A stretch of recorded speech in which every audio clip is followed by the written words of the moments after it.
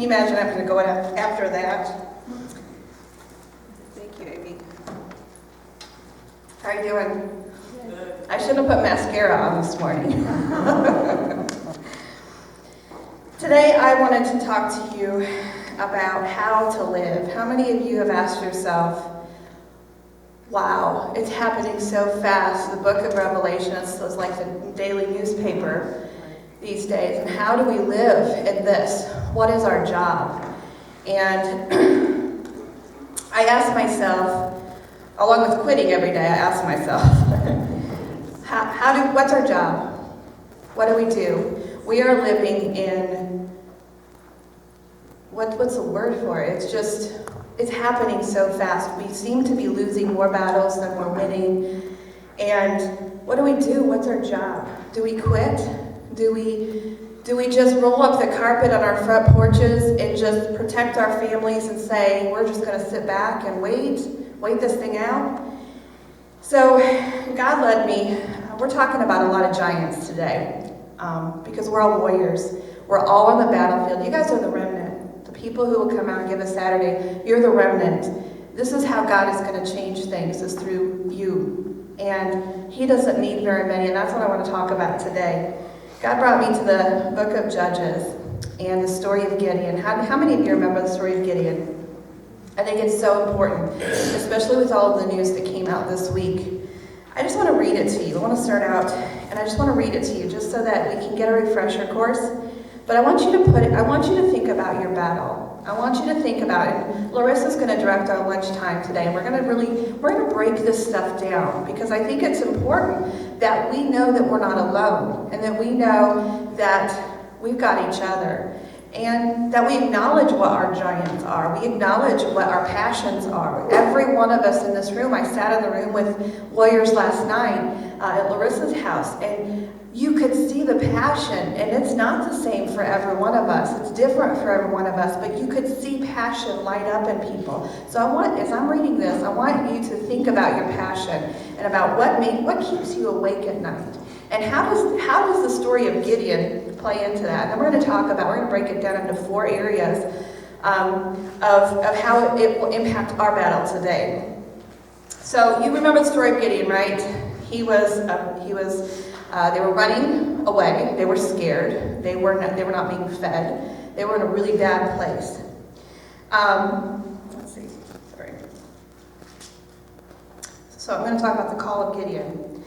So they found Gideon. He was beating the wheat in the wine press to hide it from the Midianites, because they were starving. The Midianites were not feeding them, and they were starving.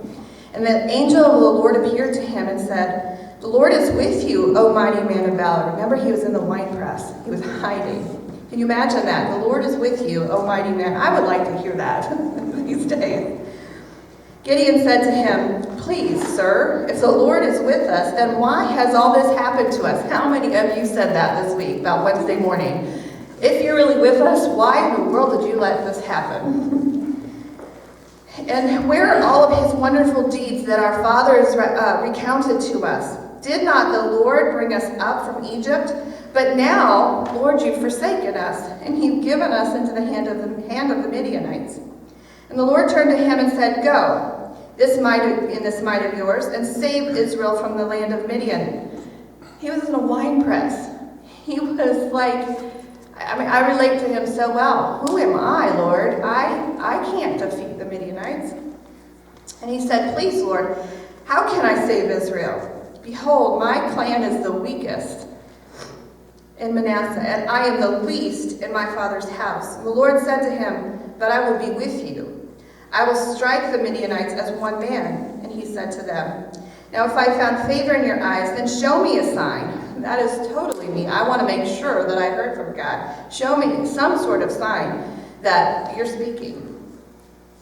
So Gideon went into his house and prepared a young goat and unleavened cakes of flour. The meat he put in a basket, the broth he put in a pot, and he brought them to the terebinth and presented them. And then the Lord God said to him, "Take the meat, the unleavened cakes, and put them under this rock, and pour the broth over them." So he did. This is the fleece. Then the angel of the Lord reached out the tip of the staff that was in his hand, and he touched the meat, and fire sprang up from the rock and consumed the meat with the unleavened cakes. So God really meant it. And I want to go and talk about how they defeated the Midianites. So after he got it, he said, okay, I'm ready to go. So when the men came from the town, they rose early in the morning, and behold, the altar of Baal was broken down. I'm sorry, I want to go over here. 300 men. I want you to think about the size of the remnant here. Think about what just happened in our nation. The Lord said to Gideon, the people with you, he rounded up the troops. I think he had over 10,000. He said, the people with you are too many for me to give the Midianites into their hand, lest Israel boast, saying, my own hand saved it from me. Now therefore proclaim the ears of the people, saying, whoever is fearful and trembling, let him return home and turn away. Then 22,000 of the people returned. So he said, if you're afraid, send those guys home. I don't want them. 22,000. He only had 10,000 left. I'd be like, okay, all right, 10,000, we can do that. All right. The Lord said, no, people are still too many. Now I'd be starting to panic, kind of like we are today. Take them down to the water, and I will test them there for you. And I'll tell you which ones to take with you. So he brought the people down to the water, and the Lord said to Gideon, everyone who laps water with his tongue as a dog laps, you shall set apart. Likewise, if anyone kneels down to drink, and the number of those who lapped, putting their hands to their mouth, was 300 men. Those were the men he kept. 300 men. Does it sound familiar? This week I asked myself, God, where is everybody? It seems like we're alone here. It seems like, how in the world are we going to win this battle with just us? Why did God do that? Because he wanted the glory. And so, you know the rest of the story. 300 men defeated the Midianites and won. And God got the glory for it. So, think about your job as a warrior. Think about what God has called you to do. That's where it scares me. What is our mission? What was Gideon's mission? His mission was to defeat the Midianites. That was a big job, right? What's our mission? Is our mission to fight for the GOP? No. Is our job to carry their water for them? No. Our job is not to hold up the GOP standard. They don't have one anyway. Our job is to hold one standard and one standard alone. And I see so many of my friends starting to divert from that and starting to support one party and starting to carry the water for one party. That's not our job. We have one job, and that's not to carry their water. The GOP has failed. So have the Democrats, but we don't talk about that. But the GOP has failed. They have lost their way. But guess what? Like Amy said, our job has not changed. We have not moved an inch. They've moved away from us. We are still standing here, and we're not to move. No matter who is president, I don't know where you stood this year, but no matter who is president, no matter who is in Congress, whether the GOP controls the Congress, whether the Democrats control the Congress, our job as conservatives, our message has not and should not and will not change. We don't change. That is the same. Now, when we don't have control of Congress, when the conservatives don't have control, when we lose the presidency, that makes our job a little bit harder. When I first started out in the pro-life movement, if you could help me with the time, that would be great, Amy. Just like stand up and throw something at me. When I first got started in the pro-life movement, before the Tea Party, I was telling the group last night, we were the cool kids on the block. We were the popular ones. Remember that, Cindy? We had a message, and it was kind of cool with the churches. Churches supported us. They laid hands on us. They prayed for us. That doesn't happen anymore. We're alone. And I was going to say, when the GOP is in control, it makes our job easier. But as we found out this year, that doesn't even make our job easier. So if we elect a Republican, might make our job just a little bit easier. But our job still doesn't change, even if we're not in control, and even if the GOP goes away from their core values. So what are our obstacles? With Gideon, it's my number one obstacle. I am terrified to be up here right now speaking in front of you. I am fearful. I am so full of fear. I don't know who I am sometimes. There's sometimes I wake up and God will put a job in front of me. I'm like, oh no, I can't speak. My goodness, look how well Amy spoke. I'm like, I have to follow that. There's no way. We're full of fear. We don't know who we are in Christ. I have forgotten who I am in Christ. When I'm talking to you, this is my message for me. I have forgotten who I am in Christ. Makes our job a little bit tougher. That's a huge obstacle. There's not enough troops. My goodness, can you imagine Gideon, 300 men, and he has to go defeat this army? There's not enough troops. How many of you feel that way? Where are all those thousands of people who once stood for liberty, who once said, we have had enough? Where are they? They're not here anymore. But the core is here, the remnant is here, and look what God did with Gideon. Look what he did. Some of our other obstacles we face. The media. Oh my goodness. How many of you read of Abdul's? I mean, he is just an evil, he hates us. He wrote an obituary this week for the conservative and the Tea Party movement, and he was just gloating over the death of the Tea Party, the death of conservatism. Tuesday brought a brand new era. Guess what? He said that in 2012 too, and we're still here. But that gets to you. I don't know about you guys, but when you see that stuff, it gets to your spirit, and it becomes what comes out of your mouth. Well, maybe we are dead. Well, maybe there's not enough of us. Well, maybe we're just supposed to make life good for our kids and let them take care of it. That's gone through my head. Well, my son, he's in college. He's not saying anything. Maybe he doesn't need freedom. That's not true. The culture. We're alone. My goodness. We're alone in the church. How many of you have noticed that? That is what has knocked me almost to my rear. When we first went down to the State House to fight for life and religious freedom and marriage, we went with the blessing of the church. They laid hands on me. I remember saying, my pastor said he was proud of me. These days, not so much. These days, we're an embarrassment to our pastors and to the fellow pew sitters around us. Because the culture has changed not only in the world where we're inundated with smut, but the culture has changed where that smut has now come into the pews and is posing as a new kind of religion where we have to adopt this culture. That one's a tough one for me because I like to hold on to things. I like boxes. I like to be called a Republican because I know in my head a Republican stands for this, this, and this. I know I can hold on to that. I want the church. I want to know what we believe in the church. I like boxes. So when this starts mixing up, I'm like, where's the foundation? I am starting to crumble. Where do I stand? That's a big one for me. Weary troops. How many of you are tired? I'm sure every one of you has a group behind you who are saying you are crazy. We're exhausted. If our kids don't care, why should we care?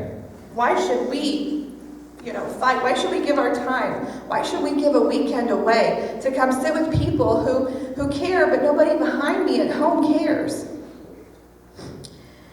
I was talking to Amy Prosser back there this week, and I'm like, what message? I am so discouraged. I am going to stand in front of these people, bare my soul. I can't hardly say anything. I am discouraged. And she said that at one of the rallies that she went to with Ted Cruz this week, Glenn Beck gave a story and really impacted her about summer and winter soldiers.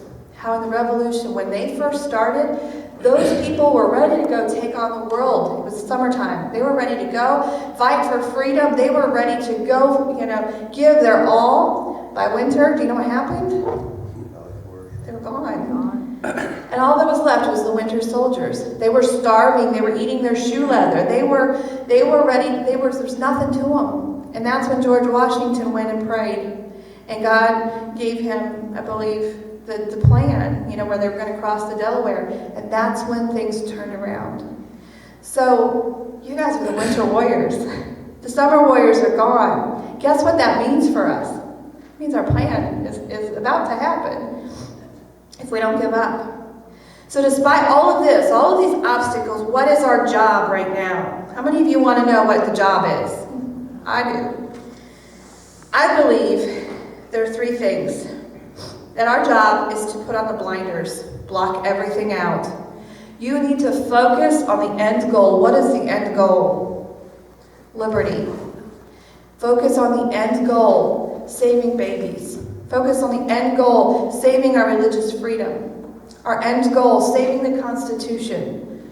Don't listen to the Abduls. To be quite honest with you, Sue, I don't know. No, it was Rick Barr. You sent me the thing about Abdul. All I could do with that is read the title. I couldn't read it, and I decided to not read it. Some people like to read the opposition. I thought as I was writing this, I don't want to know what he said. I don't need to know, because I know that my job is not going to change depending on what Abdul says about us. I'm not going away. So as long as I'm still here, I'll talk to two people if I have to, so there's no need for me to read that. Block it out. Peter Heck said, don't read the articles about you. I haven't gotten there yet. That makes me cry sometimes. Know where we stand. This is something I am so convicted about. As we were studying, God has just made this word come alive to me. I was not prepared. My church hasn't taught me this stuff. Reading about the prophets, about Jeremiah, all of this stuff is becoming alive to me, and I'm able to use it as a war tactic. Jeremiah has, oh my gosh, I relate to him. He just is crying out and prophesying and warning the people. What if that's our only job? Is to warn the people of what's coming, because it's coming and it's going to be hard. Our job is to warn. That's what my job is.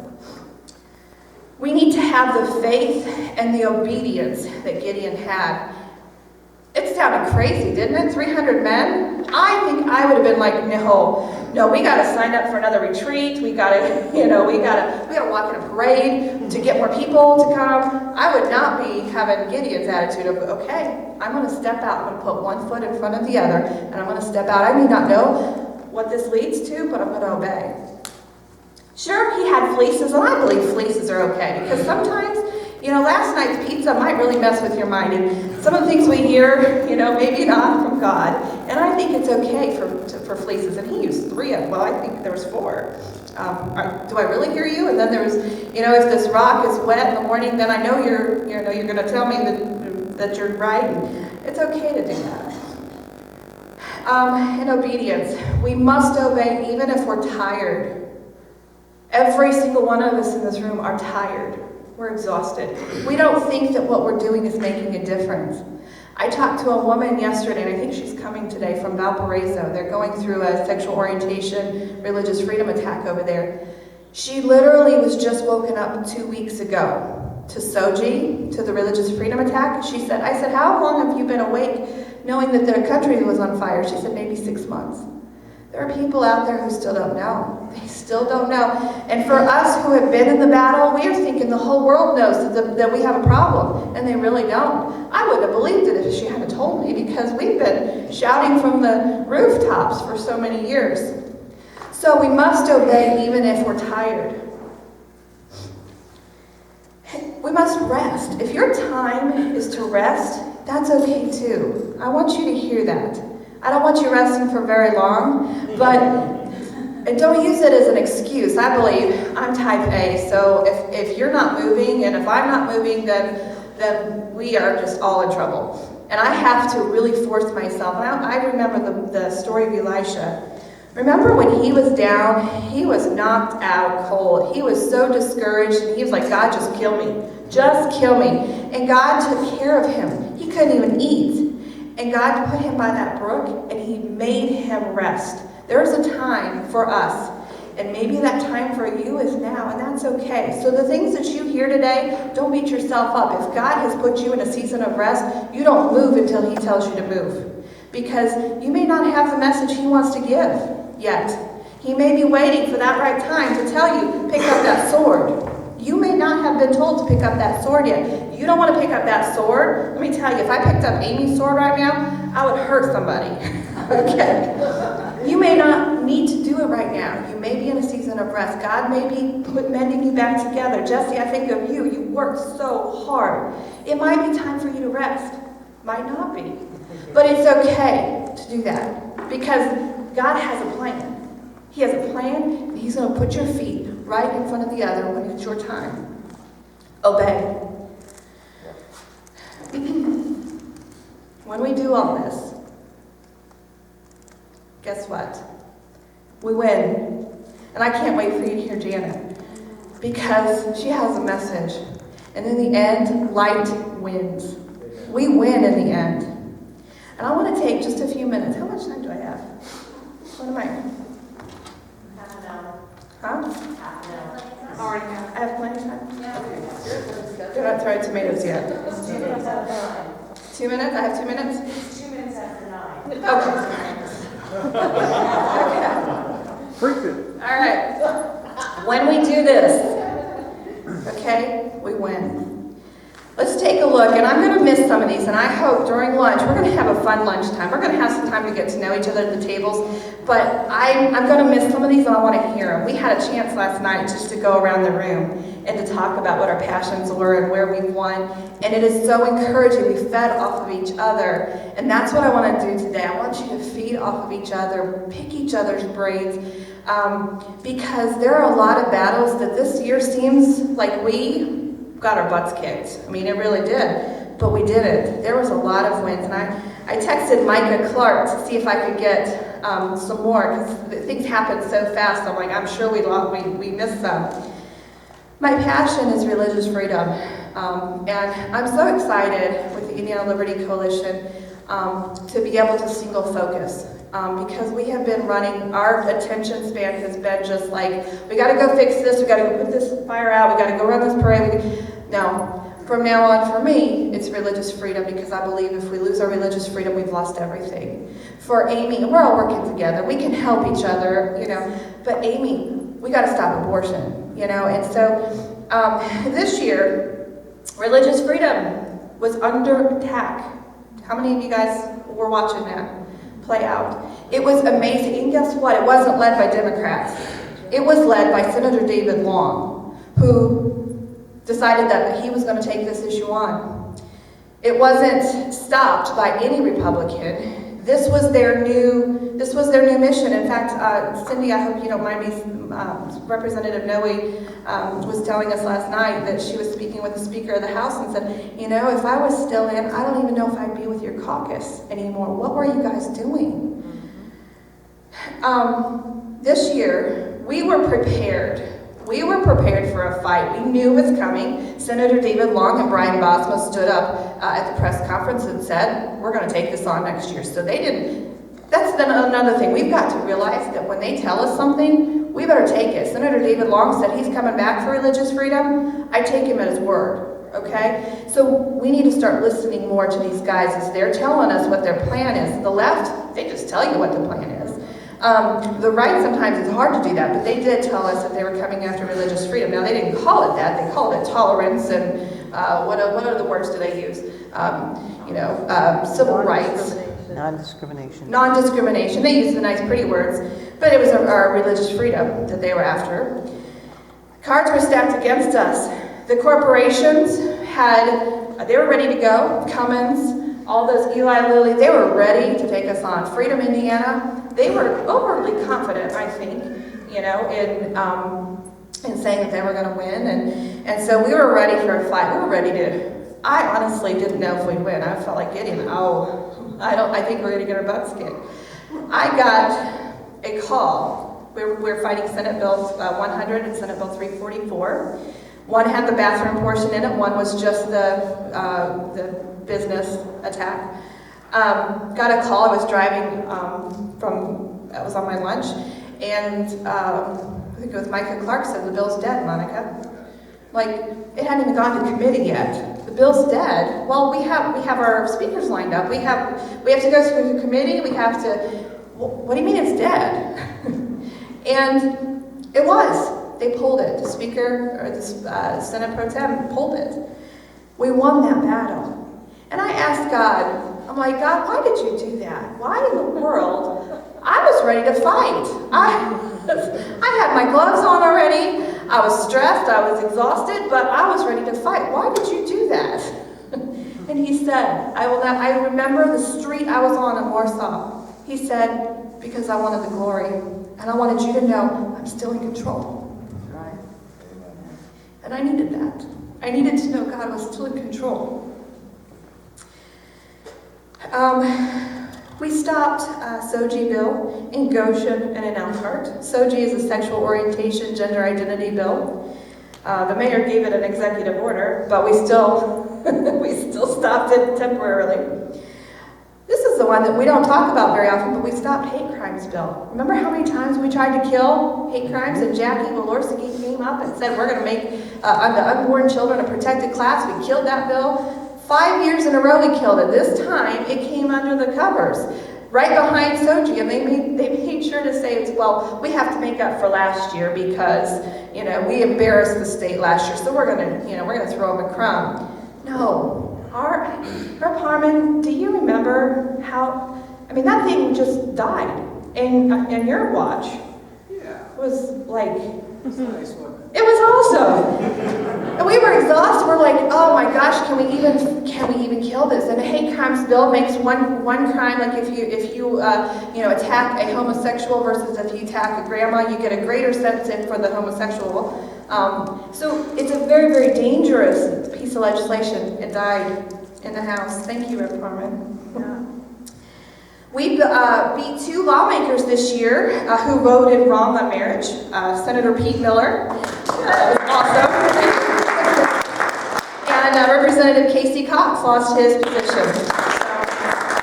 And they were replaced by pro-life, pro-marriage reps. We held a congressional seat. We had a very interesting congressional race. It was crazy. We had 2 conservatives running against each other, and so we were a little scared we were going to lose it. We held it. There was a very, very liberal man, Kip Tom, who, oh my gosh, he would have been worse than Richard Lugar. And we kept the seat. Senator Banks won. It was hard because we had 2 really conservative candidates, but we held District 3 as a conservative seat. And just recently, how many of you went to the marriage platform to testify? They were trying to take marriage. Yes, you went. You were with me. Oh, she didn't testify. They were trying to take marriage out of our GOP platform again, and we were going to get ready to face a real battle with that. And so we were able, they just voted last week to keep marriage and to keep life in the platform. So there are wins, and when we grab onto those wins, we've got to grab onto them and hold on to them. I understand why they built altars when they won a battle, or when they wanted to remember something in the Bible, they would build altars. And I think that's important that we remember these things. There is a caution, and I had to check my theology with the Reverend chaplain back there, but it caught my attention in Judges. Chapter 8, verse 4. There was a switch. There was the first battle where they won, they fought, they were guided by God's hand, and they were blessed. And then in verse 4 it says, and Gideon came to the Jordan and crossed over, and he and the 300 men were with him, exhausted, yet pursuing. And if you read further down in this story, there was a lot of stuff that happened.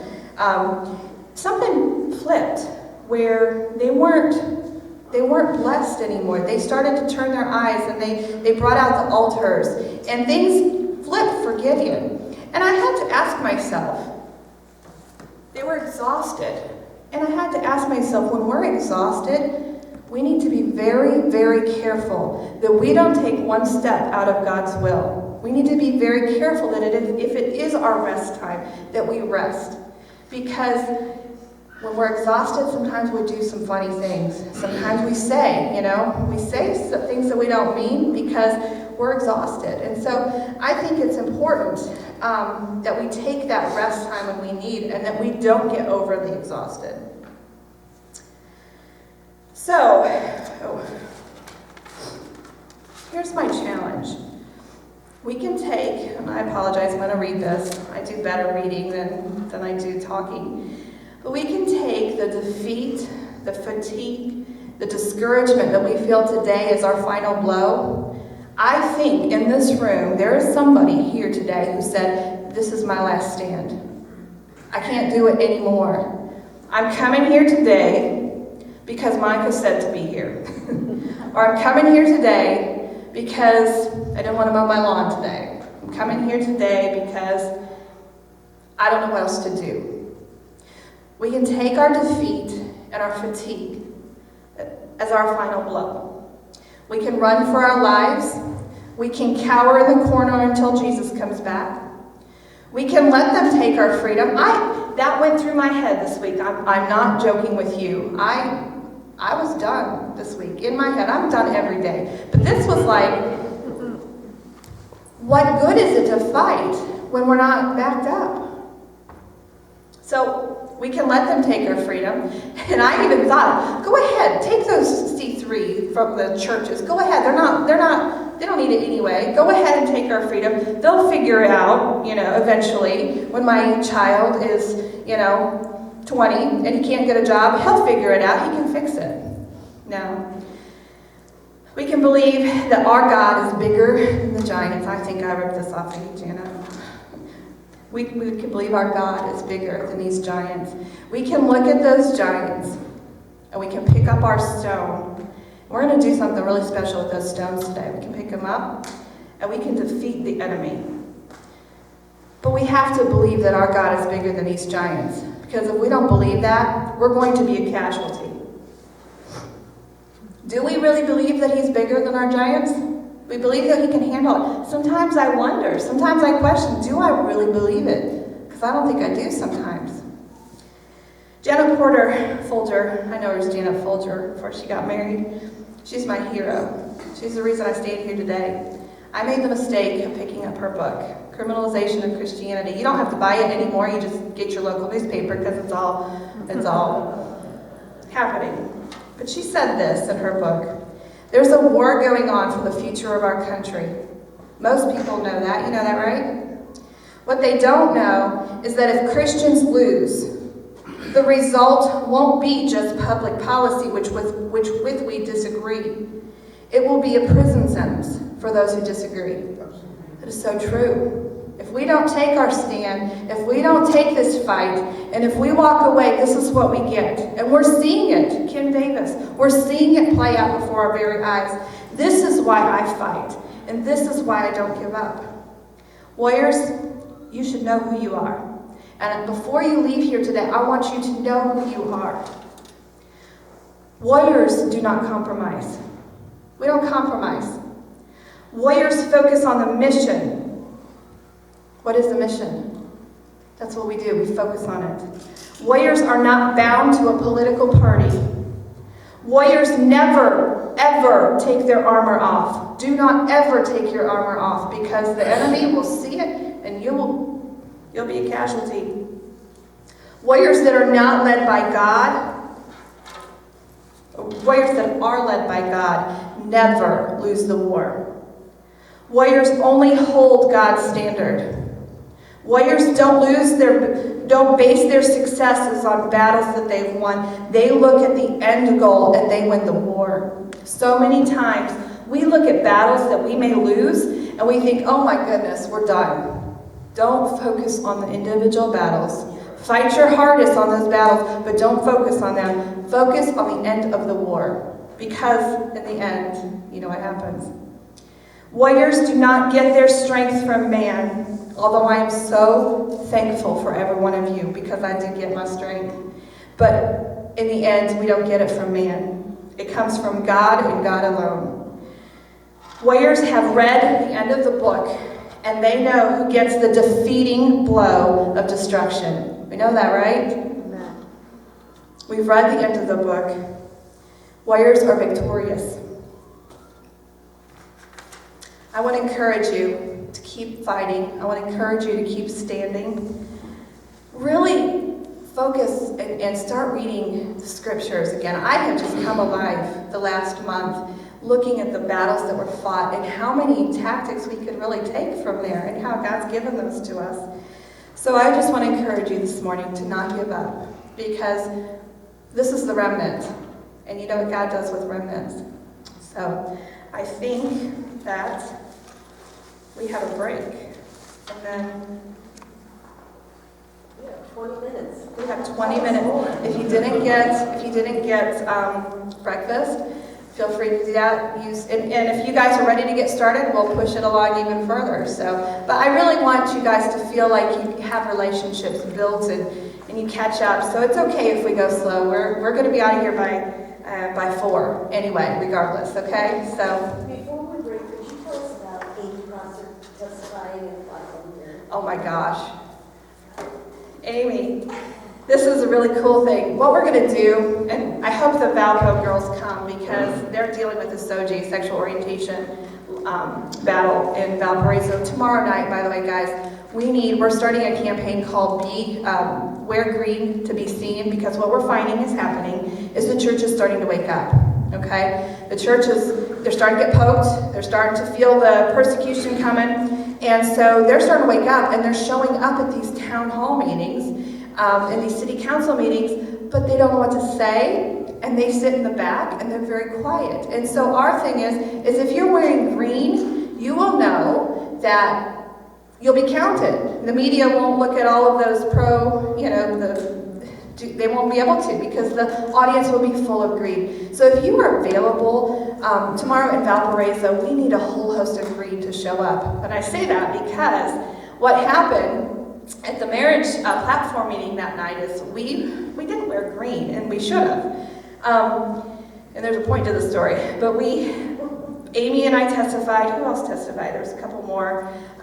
There were more of us than there were of them. And we were told that the president of Angie's List was there, and we were told by him that we were backwards. Indiana was backwards. We were stupid. We were old-fashioned. We were narrow-minded. And I mean, Amy, I could feel like steam coming out of her ears behind me.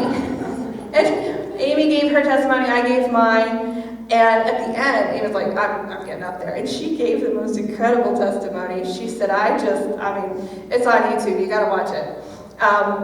But she put the big bow on it, and I believe we won because of her testimony. But I say what I said about this because when we're wearing green, if we can just get our people to the meetings, even if they're shy, even if they don't understand the issues and they're wearing green, something could happen like what happened that night, where Amy was not planning to testify that night. She was just there for prayer support. She was there just to be a support and just to be there. And the Holy Spirit took over something, and she got up and she started speaking. And so I think as this all unfolds in our cities and our towns, because that's the new mission, is for our religious freedom attacks are going city by city, town by town, and they're passing these SOGI bills, and they're attached to federal dollars. So when your mayor says, hey, I've got this great grant, I got this regional cities thing, no, it's not free, it's attached to you have to pass a SOGI bill in your town. And so when it comes to your town, if we can have people there that are they just know, I'm going to be there and I'm going to be there in green. I may not have to say anything, but I'm going to be there in green and I'm going to be there to support you. A lot of those people are prayer warriors that just come, but they can do two things. They can pray and they can be counted. So that's the initiative we're kicking off. We're going to be there in Valpo tomorrow night to support our folks there. And all right. So take a break, and we'll be back at 9:45. Okay?